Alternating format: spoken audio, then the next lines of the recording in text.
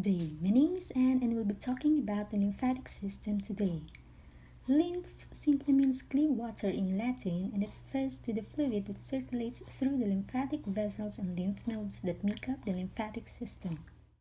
The lymphatic system has three primary roles. Fluid balance, lipid absorption, and defense are all important functions. Now let's look at how these three major functions work. Because blood must reach all parts of the body, it is under a lot of pressure in the arteries. The arteries branch out into narrower arteries and subsequently arterioles before it gets to the capillaries, which have 1 cell thick and slightly permeable walls. Every day, 30 liters of fluid and protein leak from capillaries into the interstitial fluid between cells, and roughly 27 liters are swiftly reabsorbed back into the capillaries, leaving 3 liters of fluid in the tissues. These 3 liters of fluid must make its way back into the bloodstream in order for the body's interstitial fluid volume and blood pressure to remain consistent over time. The lymphatic capillaries play a role in this process. The 3 liters of fluid enters the lymphatic capillaries, and once the fluid is inside, it's called lymph, and it passes through lymphatic vessels to return it to the blood. Our bodies will develop edema if fluid equilibrium is not maintained. The second major function of the lymphatic system is the lipid absorption. The lymphatic system absorbs lipids and other substances from the digestive tract through lymphatic vessels called lacteals, and it is located in the lining of small intestines. Lipids enter the lacteals and pass through the lymphatic vessels to the venous circulation. The lymph passing through these lymphatic vessels appear white because of its lipid content and is called chyle. The lymphatic system's final important role is defense, simply because it fights pathogens. These pathogens are disease-causing microbes. The lymphatic system serves as the body's first line of defense against infection. Now let's move on to the components of the lymphatic system. We have the lymph, lymphocytes, lymphatic vessels, lymph nodes, tonsils, spleen, and thymus gland. Lymph is the fluid that flows through the lymphatic system. Lymphocytes is a type of white blood cell in the immune system.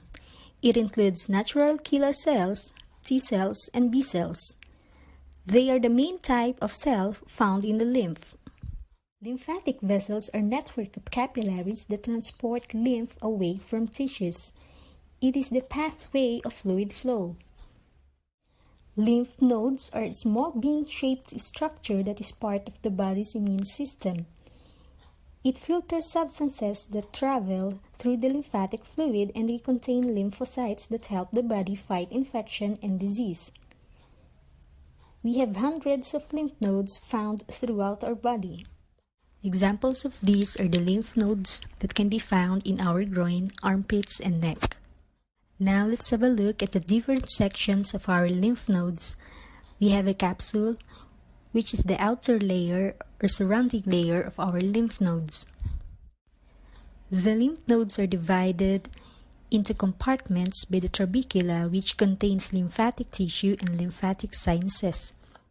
The lymphatic tissue is made up of lymphocytes, which are responsible for combating bacterial invasion, while lymphatic nodules are regions of tissue within lymph nodes that are responsible for macrophages.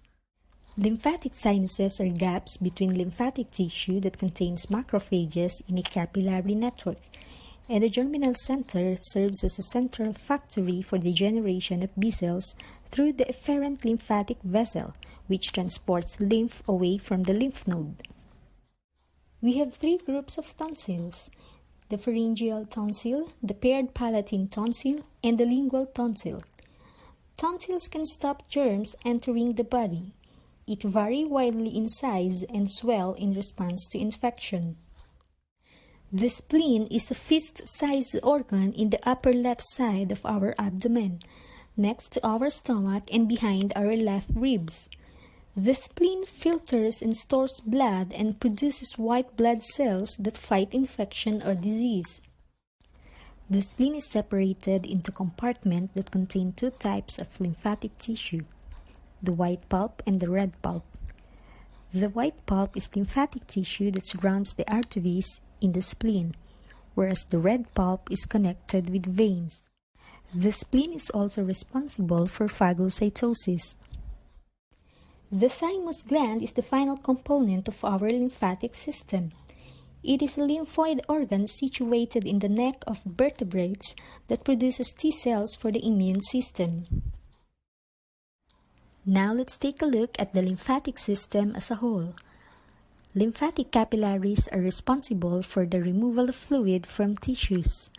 The fluid transforms into lymph. Lymph flows through lymphatic vessels which have valves that prevent lymph from flowing backward. Lymph nodes filter lymph and serves as locations for lymphocytes to respond to infections. The thoracic duct or the right lymphatic duct receives lymph. Lymph enters the bloodstream. Lacteals in the small intestine absorb lipids and transport them to the thoracic duct. Chyle, which is a lipid-rich lymph, enters the bloodstream.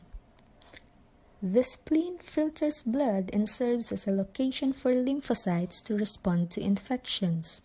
Lymphocytes develop from stem cells found in the red bone marrow. Pre-B cells grow into mature B cells in the red bone marrow before being discharged into the circulation. Pre-T cells enter the blood and proceed to the thymus. The thymus is where pre-T cells obtained from red bone marrow multiply and mature into T cells that are discharged into the blood. B cells and T cells from the blood infiltrate and populate all lymphatic tissues. These lymphocytes can either stay in tissues or pass through them and return to the blood. B cells and T cells can also respond to infections by proliferating and multiplying. Some of the newly generated cells enter the blood and go to other tissues. Good day, my name is Aliyah Shane Fernandez, and the topic I will be discussing is immunity.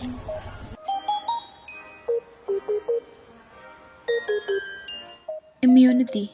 Immunity is the ability to resist damage from pathogens. Immunity is categorized into two systems that works together to protect the body. First is innate immunity and second is adaptive immunity. The body recognizes and destroys certain pathogens but responds same each time. The body exposes and responds them to the improve each time that pathogens is encountered. Adaptive immunity is also referred as acquired immune system, a subsystem of the immune system that is composed of specialized system, cells and processes that eliminate pathogens or prevent their growth. Innate immunity involves many mechanisms that help protect the body. These mechanisms include physical barriers, chemical mediators, white blood cells, and the inflammatory response.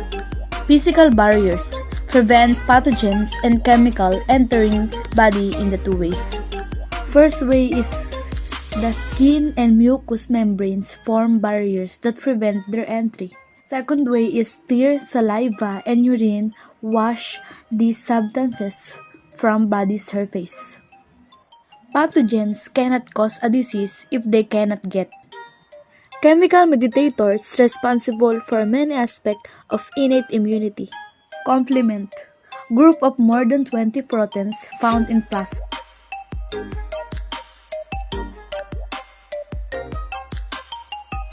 Interferons, protein that protect the body. White blood cells or WBC, most important cellular component of immunity. White blood cells are produced in red bone marrow and lymphatic tissue and released into the blood. The movement of white blood cells toward this chemical is called chemotaxis. Phagocytosis, the ingestion and destruction of particles by cells called phagocytes. The most phagocytes are neutrophils and macrophages. Neutrophils is small phagocytic white blood cells. First white blood cells to enter infected tissue from the blood in the large. Macrophages, monocytes that leave the blood, enter tissues and enlarge about the fivefold. Macrophages specific name dust cells in the lungs, Kupffer cells in the liver, and macroglia in central nervous system. Pus is accumulation of fluid, dead neutrophils, and other cells at site of infections. Basophils is derived red bone marrow are motile white blood cells. Mast cells, derived red bone marrow are non-motile. Eosinophils also participate in inflammation associated with allergies and asthma. Natural killers NK cells, type of lymphocytes produced in red bone marrow, up to 15% of lymphocytes. NK cells recognize classes of cells. Inflammatory response. Most inflammatory responses are very similar depending on the intensity of response and the type of injury. There are two kinds of inflammatory. First is local inflammatory, confined to a specific area of the body. Second is systematic inflammatory, generally distributed throughout the body. Signs of inflammation: heat, pain, swelling, and redness.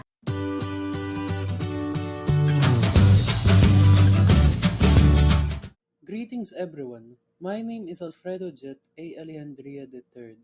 I will be presenting the origin and development of lymphocytes.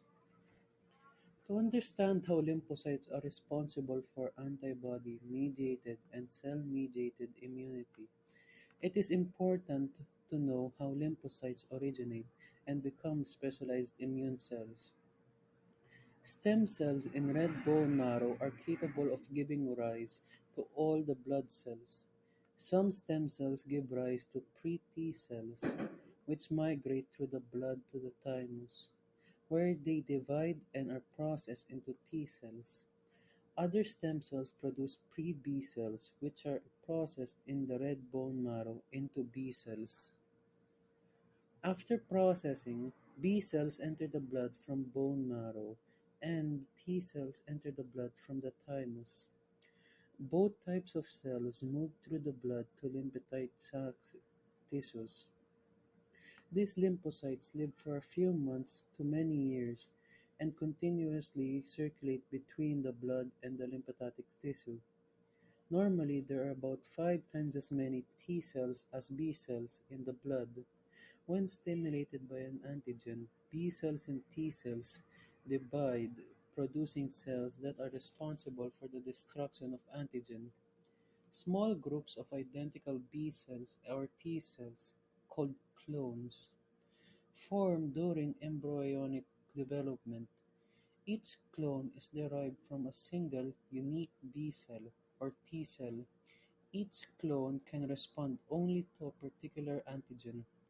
However, there is such a large variety of clones that the immune system can react to most antigens. Among the antigens to which the clones can respond are self-antigens. Because this response could destroy the body's own cells, clones acting against self-antigens are normally eliminated or suppressed. Most of this is processed occurs during prenatal development, but it also continues after birth and throughout a person. The activation and multiplication of lymphocytes. The specialized B cell or T cell clones can respond to antigens and produce an adaptive immune response. For the adaptive immune response to be effective, two events must occur. One, antigen recognition by the lymphocytes, and two, proliferation of the lymphocytes recognizing the antigen. Both B cells and T cells originate from stem cells in the red bone marrow. B cells are processed from pre-B cells in the red bone marrow, whereas T cells are processed from pre-T cells in the thymus. Both B cells and T cells circulate to other lymphatic tissues, such as lymph nodes. Antigen recognition. Lymphocytes have cell membrane proteins called antigen receptors on their surfaces. The antigen receptor on B cells are called B cell receptors. Those on T cells are called T cell receptors. Each receptor binds with only a specific antigen. Each clone consists of lymphocytes that have identical antigen receptors on their surfaces. Activation of the lymphocytes of a particular clone occurs when antigen combines with the antigen receptors of a clone. Once lymphocytes are activated, the adaptive immune response begins. In many cases, the antigens that activate lymphocytes are actually a portion of larger molecules. B cells and T cells typically recognize antigens after these molecules have been processed or broken down into smaller fragments. Antigen presenting cells, such as macrophages, process the larger molecules and present antigens to B cells and T cells. The larger molecules are taken into macrophage by phagocytosis and are broken down into smaller antigen fragments. The processed antigen fragments are bound to major histocompatibility complex molecules, transported to the cell membrane of the macrophage, and presented to B cells and T cells. Major histocompatibility complex molecules, or MHC molecules, are glycoproteins that have binding sites for antigens. Different MHC molecules have different binding sites, that is, they are specific for certain antigens. It is important not to confuse the MHC molecules with the antigen receptors described above. Though both types of receptors interact with antigens, MHC molecules are a different type of receptors found on the membrane of many types of cells. There are two classes of MHC molecules: MHC class I molecules and MHC class II molecules. MHC class I molecules are found on the membrane of the most nucleated cells. MHC class II molecules are found on the membranes of antigen-presenting cells, B lymphocytes, and other defense cells. The MHC molecules function as serving trays that hold and present a processed antigen on the outer surface of the cell membrane. The combined MHC molecule and processed antigen can then bind to the antigen receptor on a B cell or T cell and stimulate it. For example, in this figure, step 2, it illustrates how helper T cells are stimulated when combined with MHC class II molecules. The MHC molecule antigen combination is usually only the first signal necessary to produce a response from a B cell or T cell. In many cases, co-stimulation by a second signal is required.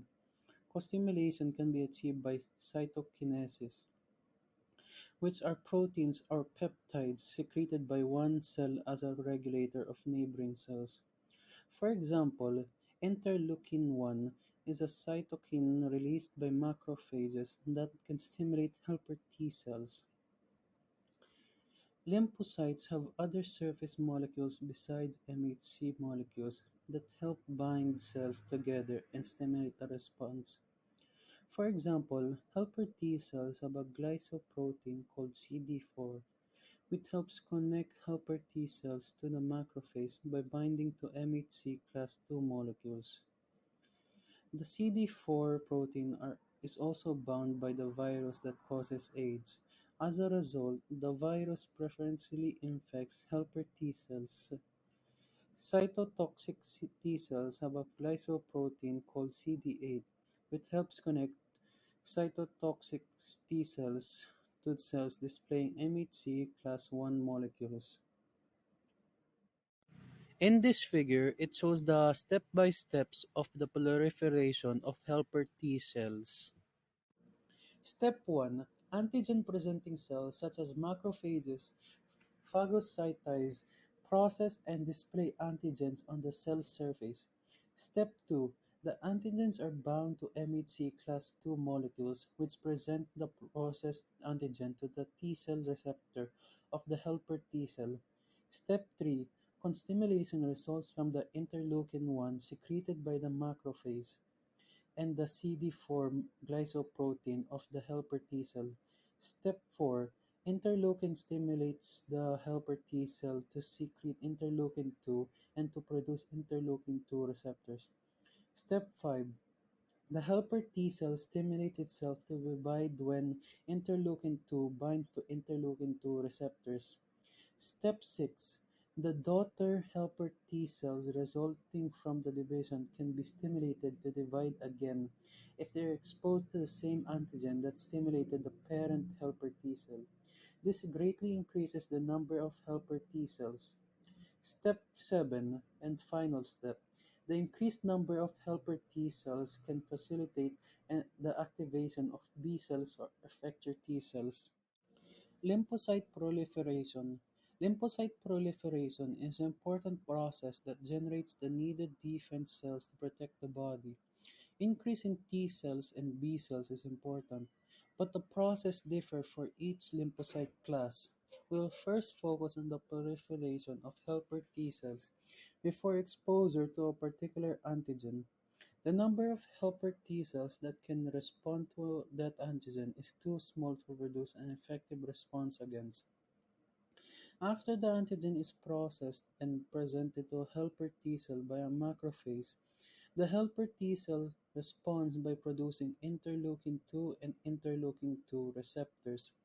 Interleukin 2 binds to the receptors and stimulates the helper T cell to divide. The daughter helper T cell produced by this division can again be presented with the antigen by macrophages and again be stimulated to divide. Thus, the number of helper T cells is greatly increased. It is important for the number of helper T cells to increase because helper T cells are necessary for the activation of most B cells or T cells. For example, B cells have receptors that can recognize antigens. Most B cells, however, do not respond to antigens without stimulation from helper T cells. Without functional helper T cells, the immune response of B cells would not be effective to prevent disease. B cells proliferation begins when a B cell takes in the same kind of antigen that stimulated the helper T cell. The antigen is processed by the B cell and presented on the B cell surface by an MCH class II molecule. A helper T cell is stimulated when it binds to the MHC class II antigen complex. There is also co-stimulation involving CD4 and interleukins. As a result, the B cells divide into two daughter cells. These daughter cells may differentiate into plasma cells, which produce antibodies. The division process continues and eventually producing many cells capable of producing antibodies and resulting in the sufficient antibodies to destroy all the antigens. This ends my reading presentation. Thank you very much for watching. Bye.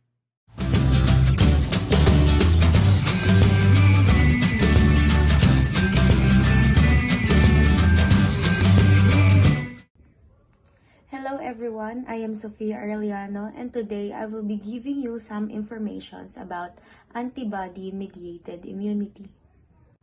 There are two types of adaptive or specific immunity, cell-mediated and antibody-mediated. This video covers antibody-mediated immunity. B lymphocytes or B cells are involved in antibody-mediated or humoral immunity. Cells are activated by co-stimulation, which involves a connection between an antigen receptor on the B cells and an antigen from a pathogen. Here, an antigen from a pathogen is displayed on a macrophage, which acts as an antigen-presenting cell.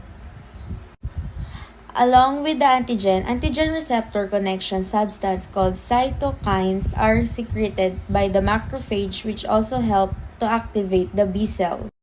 Activated B cells secrete antibodies, and it also called plasma cells. Here is an antibody. Antibodies contain constant and variable portions. The variable portions connect with regions on antigen called antigenic determinants. The constant region can activate a series of plasma proteins called the complement system. So as you can see in the video, antibodies can connect to antigen and it also disables them. Antibodies can bind antigens together. Antibodies can connect to mast cell promoting the release of substances that cause inflammation. Antibodies bound to antigens can stimulate phagocytosis. There are several types of antibodies or immunoglobulins. IgG antibodies are the most abundant type. IgG antibodies protect against viruses and bacteria and cross the placenta, while IgE antibodies are secreted by plasma cells in skin, respiratory tracts, and tonsils. They can also trigger inflammation. IgD antibodies bind to B cells and function as antigen receptors. IgA antibodies are found in sweat, saliva, intestines. They prevent pathogens from attaching to epithelial surface. IgM antibodies can activate the complement system, act as an antigen receptors on B cell, and cause agglutination in the ABO blood typing system. IgM antibodies can activate the complement system. The complement system forms membrane attack complexes that drill holes in the pathogens. Antibodies activate the complement system by way of the classical pathway. There are 4 types of immunity. In naturally acquired active immunity, the body is exposed to a pathogen and responds by making antibodies. A vaccine is a good example of artificially acquired active immunity. Here, antigens are given and the body makes antibodies to produce immunity. In naturally acquired passive immunity, antibodies are transferred from the placenta to the fetus. And lastly, the artificially acquired passive immunity. Antibodies are given to someone whose immune system is damaged. I hope you learned a lot from this video. Thank you! My name is Aryan Jem Umayam and I will be discussing about cell-mediated immunity. Okay, so here specifically, what we'll be focusing on now is cell-mediated immunity. Be sure that you remember that cell-mediated immunity involves T lymphocytes. Okay, so in a cell-mediated response, we're going to use different types of T cells. They are all T cells, but there are different types of them. These T cells are going to defend against invaders that hide inside of cells. So you may have virally infected cells.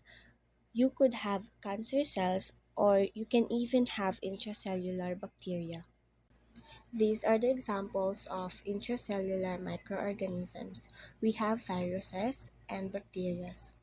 The type of T cells we'll be working with are the helper T cells, which are also known as CD4 cells, the cytotoxic T cells, which are also known as CD8 cells, and the suppressor T cells. Be sure that if I mention CD4 cell to you, you understand that that is a helper T cell. Okay, so let's look at the functions for these 3 different types of T cells. The helper cells, think about them as being the regulators. They are the helpers. They regulate. They do not kill, okay? Remember that these are also called the CD4 cells.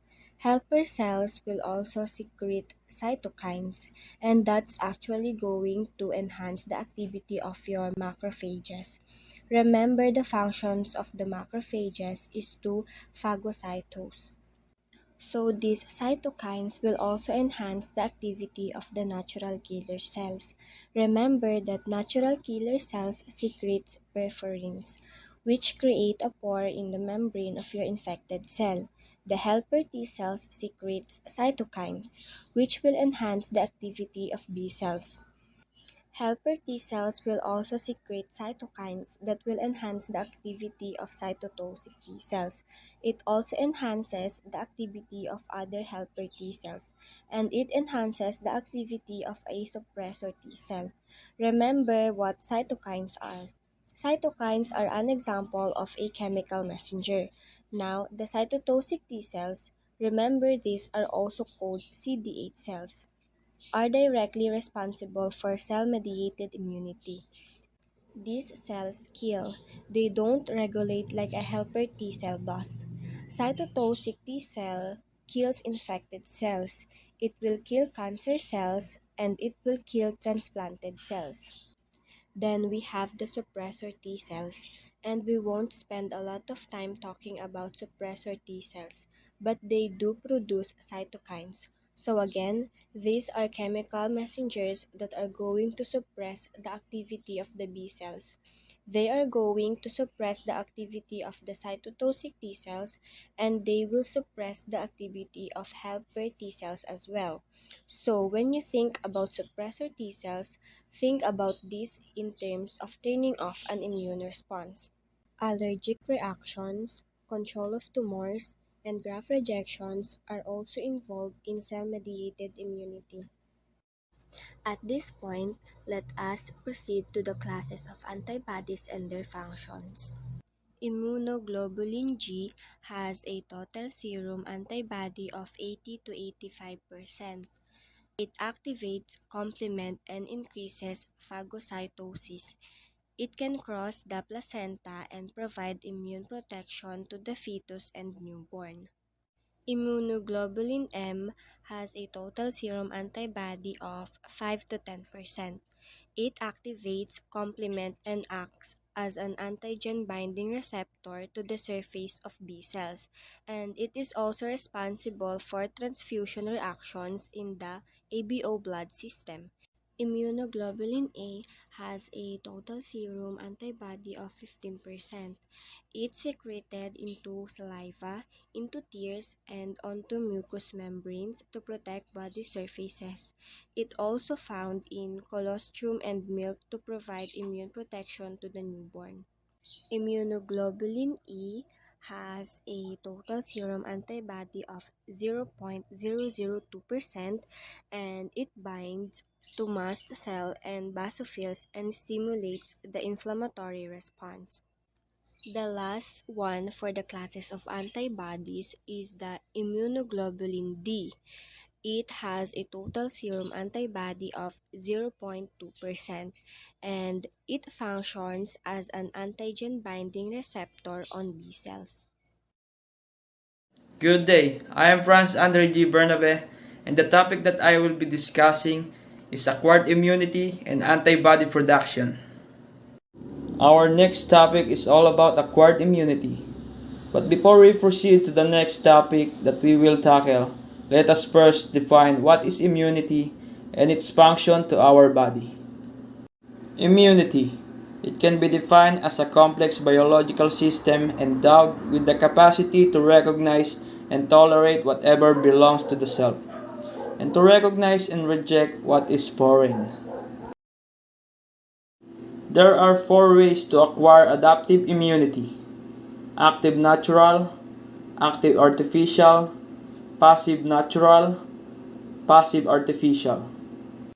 The primary response: plasma cells produce antibodies 3 to 14 days to be effective against antigen. Person develop disease symptoms. The primary response occurs when a B cell is first activated by an antigen. The B cell proliferates to form plasma cells and memory cells. The plasma cells produce antibodies. Secondary response, memory cells, occurs when immune system is exposed to antigen that has been seen before. B memory cells quickly divided to form plasma cells which produce antibodies. Produces new memory cells. The secondary response occurs when another exposure to the same antigen causes the memory cells to rapidly form plasma cells and additional memory cells. The secondary response is faster and produces more antibodies than the primary.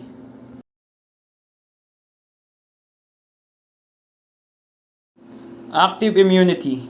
Active immunity is defined as immunity to a pathogen that occurs following exposure to said pathogen.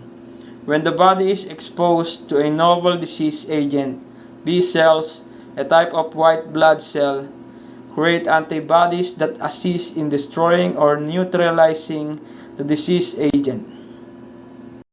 Active immunity consists active natural antibodies made after exposure to an infection. Active artificial antibodies made after getting a vaccination. Passive immunity. Passive immunity is provided when a person is given antibodies to a disease rather than producing them through his or her own immune system. A newborn baby acquires passive immunity from its mother through the placenta. Passive immunity consists passive natural antibodies transmitted from mother to baby. Passive artificial antibodies acquired from an immune serum medicine. Our next topic is about antibody production. But before we proceed to the next topic that we will tackle, let us first discuss what is antibody production and its function to our body. Antibodies. Antibodies are produced by specialized white blood cells called B lymphocytes or B cells. When an antigen binds to B cell's surface, it stimulates the B cell to divide and mature into a group of identical cells called a clone. Now let's proceed to the antibody production. The process starts with 1. An MHC class I molecule displays an antigen such as viral protein on the surface of a target cell. 2. The activation of cytotoxic T cell begins when the T cell receptor binds to the MHC class I antigen complex. 3. There is a constimulation of the cytotoxic T cell by CD8 and other surface molecules. 4. There is constimulation by cytokines such as interleukin 2 released from helper T cells. 5. The activated cytotoxic T cell divides. The resulting daughter cells divide, and so on, eventually producing many cytotoxic T cells. So this is the antibody production image that I mentioned earlier. Good day. My name is Gian Earl T. Torres, and I'm here to discuss the proliferation of the cytotoxic T cells. Second one, the stimulation and effects of the T cells. And the last one is ways to acquire our adaptive immunity.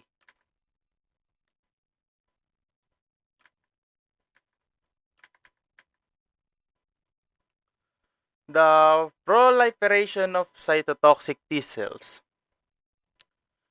So, yung cell-mediated immunity fights viral infections by destroying the viral infected cells. Ito ang mga steps by steps ng proliferation of the cytotoxic T cells. Una, an MHC class 1 molecule displays an antigen katulad ng viral protein na ang target niya ay ang surface. And when viruses infect cells, ibang viral proteins are magbo-broke down at nagiging process antigen na combine siya with cell. Step 2. Yung activation naman ng cytotoxic T cells ay nag-i-start kapag ang T receptors ay nag-bind sa MHC class 1. Nag-bind yung nagdikit siya, ganun. Or antigen complex. Ito rin ay magiging signal for pag mag-activate na ang cytotoxic cells. Step 3. Constimulation of the cytotoxic T cells by other surface molecules such as yung CD8. Ayan. Ano nga ba ang CD8? CD8 is a glycoprotein that is found associated with a T cell receptor, especially on the surface of a cytotoxic T cell that binds to a major histocompatibility complex molecule on the surface of an antigen presenting to cell to facilitate the antigen recognition and the cytotoxic T cell activation. Para sa surface niya is mag-present yung antigen niya para din ma-facilitate niya yung antigen na mare-recognize niya, tapos para mag-activate din yung T cell niya, no? Step 4. Helper T cells also provide the constimulation by releasing the cytokines such as yung intercolin 2 or intercolin number 2 na nag-stimulate ng activation at cell division ng cytotoxic cells. Step 5. Yung activated naman na cytotoxic T cells ay naghahati o nagdi-divide na nagiging resulta siya ng daughter cells. So, eventually, nagpo-produce ng maraming cytotoxic T cells kapag magpo-produce ng mas maraming cytotoxic T cells, maraming napoproduce na daughter T cells.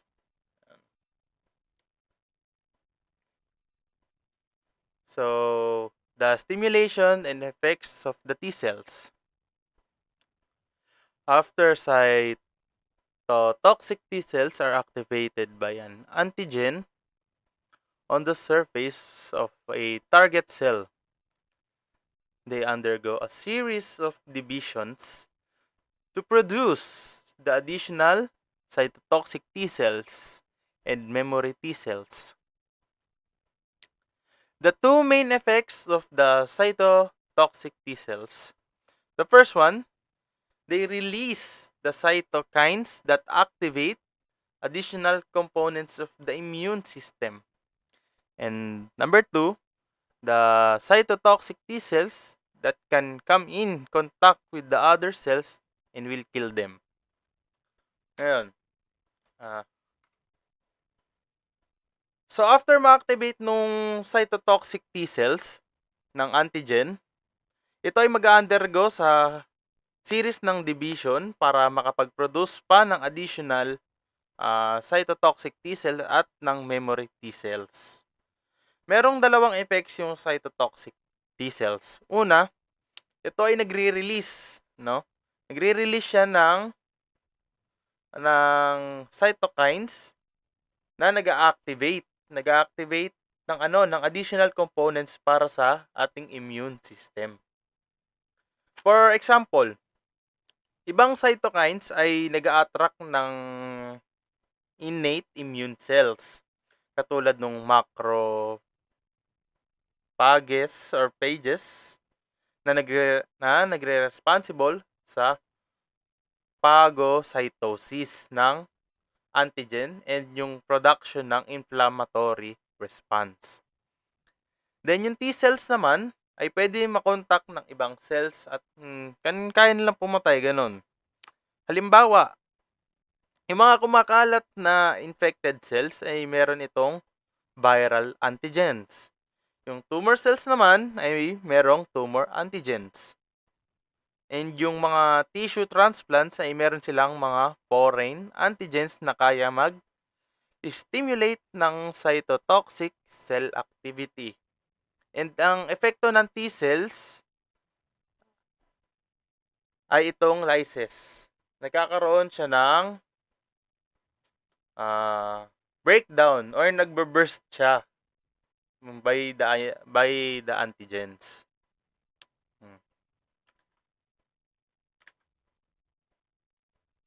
So the next one is the adaptive immunity. Merong 4 na paraan para ma-acquire yung adaptive immunity. Una ay ang active natural. Then, second one is active artificial. The third one is the passive natural. The last one is the passive artificial. The adaptive immunity, then active immunity, natural exposure. No? Ito yung mga natural exposure ng mga antigen natin or sa mga antibodies. Then, kaya nito maging long life immunity. Habang buhay natin sa ating katawan na magiging immune tayo. Ayan. The passive immunity, ito naman ay natatransfer from person to sa mga hayop.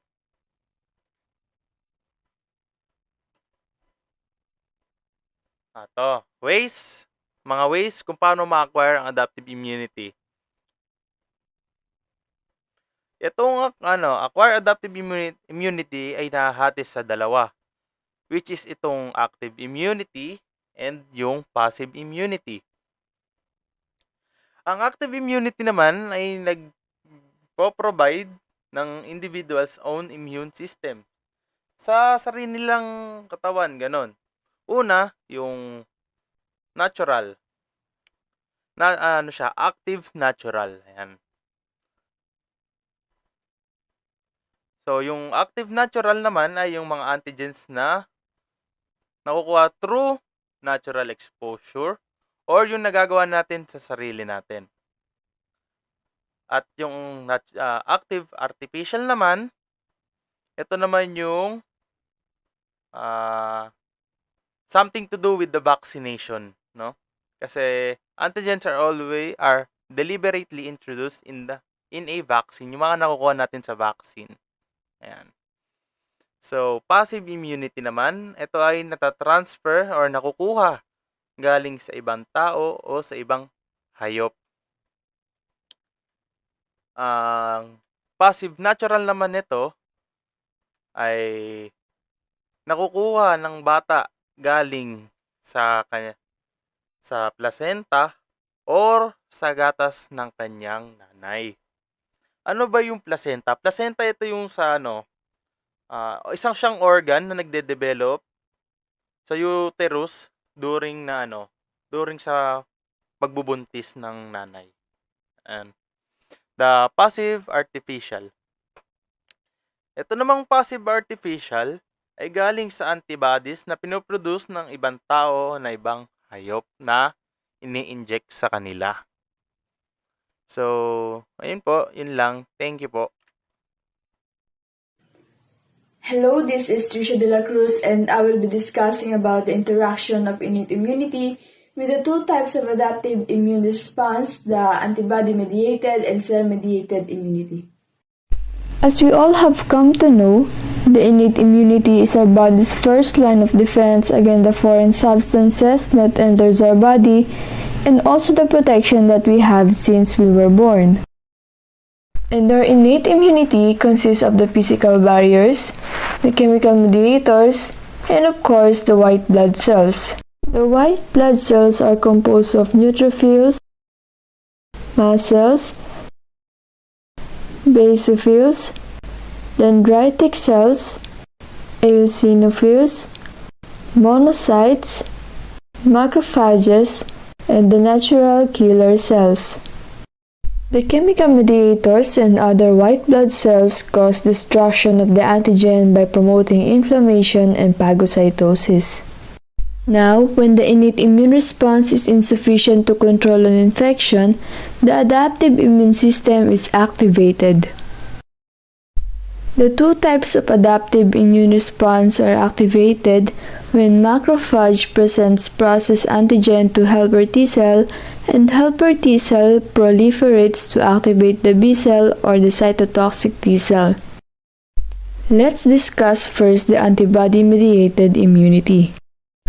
Antibody-mediated immunity involves the activation of B cells and secretion of antibodies when in contact with an antigen. As discussed previously, helper T cell can activate B cell, and this activation causes the B cell to divide and multiply until it differentiates into either plasma cell or memory B cell. Plasma cell is responsible for the production of antibodies that eliminates the antigen. This results on the start of primary response. Memory B cell, on the other hand, is responsible for memory response. Cell-mediated immunity is a function of cytotoxic T cells, and just like antibody-mediated immunity, helper T cell can activate it. Upon the activation of cytotoxic T cell, it starts to proliferate and differentiates itself into memory T cell or another cytotoxic T cell. Memory T cell, just like memory B cell, is responsible for the adaptive immunity second response, while cytotoxic T cell can either kill cells that is infected with the antigen or produce cytokines. The division of immune system, which I stated before, interacts when cytokines from cell-mediated immunity and antibodies from antibody-mediated immunity enhance inflammation and phagocytosis that was first done by the innate immunity to eliminate an antigen. Now, let's talk about one of the diseases involving this system. Systemic lupus erythematosus is the most common type of lupus. It is an autoimmune disease in which a large number of antibodies that recognize self-antigens are produced. Antibodies and self-antigens combine to form immune complexes which circulate throughout the body and are deposited in various tissues, causing inflammation and tissue destruction. This results to redness of skin due to inflammation, although this disease is not confined to the skin only, but also the whole body. The cause of this disease is still unknown, and unfortunately, there is still no cure, and what can only be done is to alleviate the symptoms. Good day, everyone. I am Mariela Abrahan from Bachelor of Science in Nursing 1-8 at Wesleyan University, Philippines.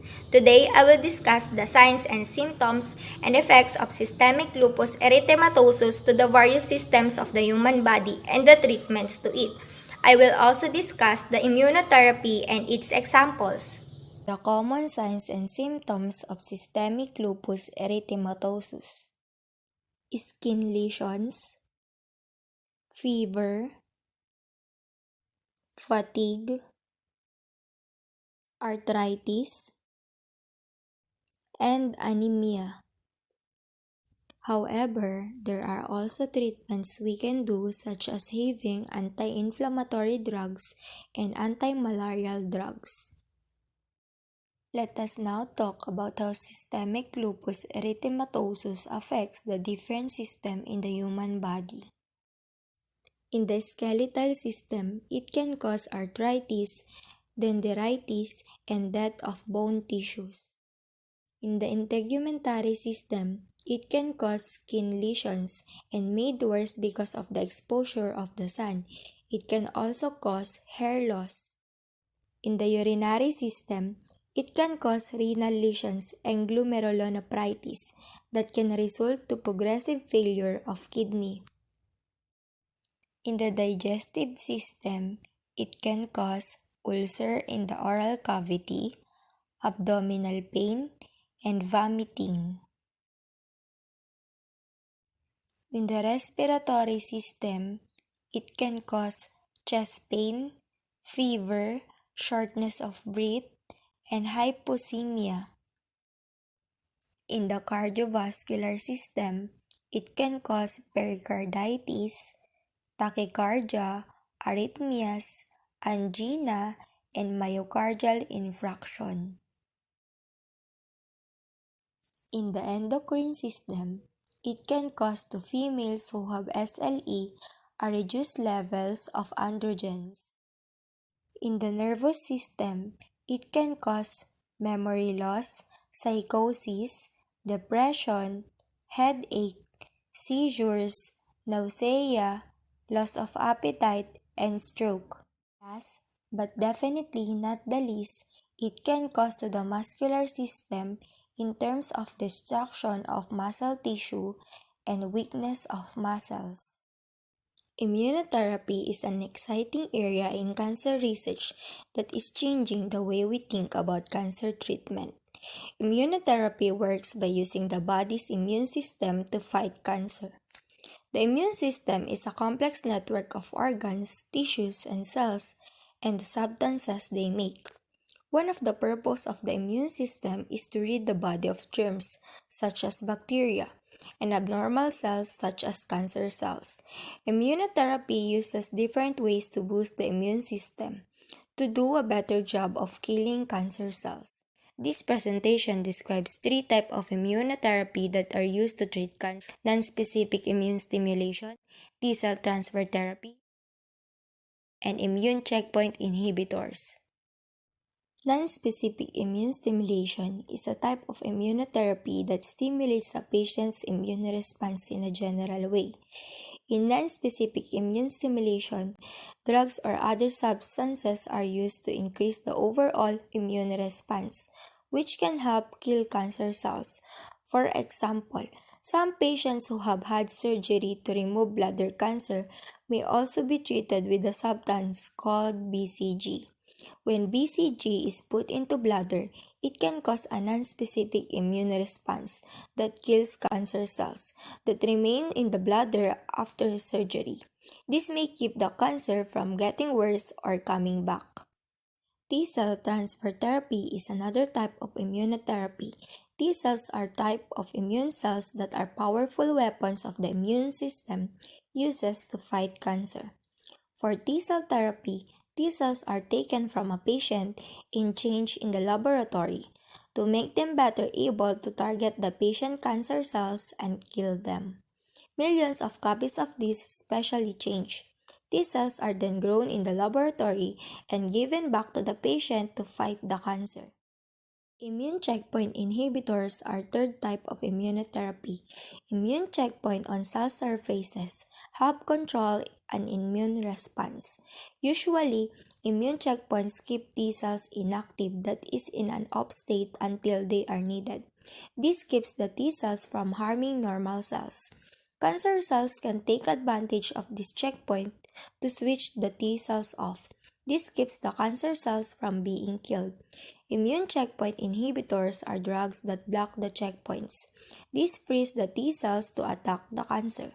These three types of immunotherapy are effective ways to treat cancer, but they don't work for every patient and can cause serious side effects. The effects of aging on the lymphatic system and immunity are our final topic for this chapter.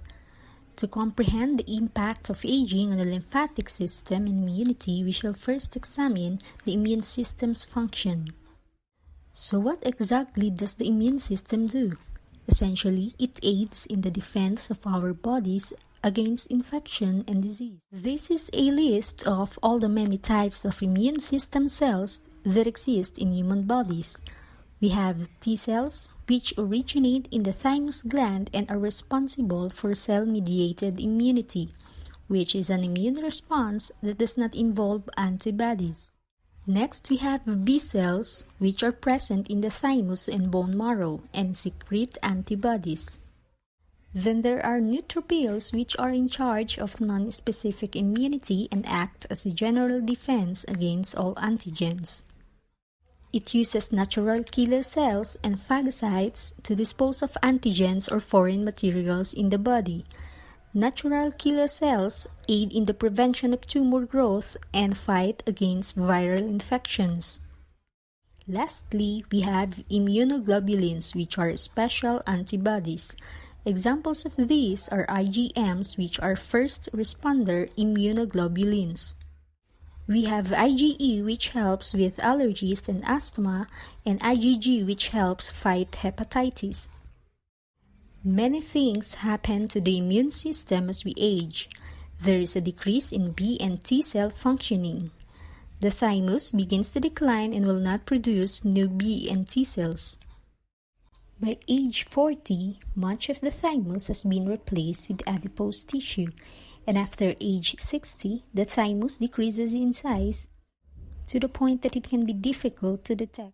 In many individuals, the ability of helper T cells to proliferate in response to antigens decreases. There is also an impaired response to vaccines, so the severity of viral infections like influenza are much higher than in younger adults.